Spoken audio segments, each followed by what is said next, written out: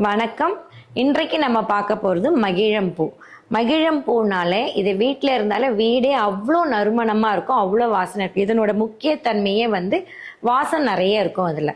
அதனால வேண்டி இதை என்ன பண்ணுவாங்க, சீக்கால போட்டு அரைச்சோம்னா கூந்தலுக்கு இயற்கையாகவே ஒரு வாசம் வரும் பெண்களுக்கு. அதே மாதிரி உடம்பு தேய்ச்சிக்கிற பொருளையும் இதை போட்டு தேய்ச்சி குளிக்கலாம். அதே மாதிரி இந்த மகிழம் பட்டையும் நமக்கு அவ்வளோ ஒரு பயன் தரும்.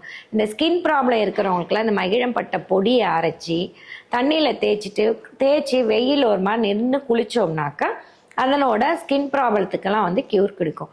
இதனோட முக்கிய பங்கு உள்ளுக்கோ எடுத்துக்கலாம். இந்த பூவில் ஒரு 30 கிராம் பூ அதை எடுத்து நல்லா தண்ணியில் வாஷ் பண்ணிவிட்டு ஒரு 300 ml தண்ணியில் அந்த பூவை போட்டு நல்லா கொதிக்க விடணும்.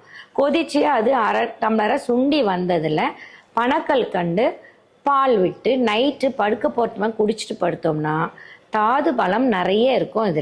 இதனோட முக்கிய பங்கே அதுதான். மகிழம்பூ பட்டையை நல்லா நசுக்கிட்டு தண்ணியில் போட்டு நல்லா கொதிக்க வச்சு ஆறட்டோன்னு ஒரு கல்லி இந்துப்பு போட்டு அதை நம்ம வாய் கொப்பிச்சிட்டு வந்தோன்னா வாய் துர்நாற்றம், வயிறு புண்ணால் வாய் துர்நாற்றம் வருது இல்லைங்களா ஒரு சிலருக்கு, அந்த ஒரு நாளைக்கு 4 வேளை 5 வேளை இதை வடிகட்டி வச்சுட்டு வாய் கொப்பிழிச்சிட்டு வந்தோம்னா அந்த வாய் துர்நாற்றம் குறையும்.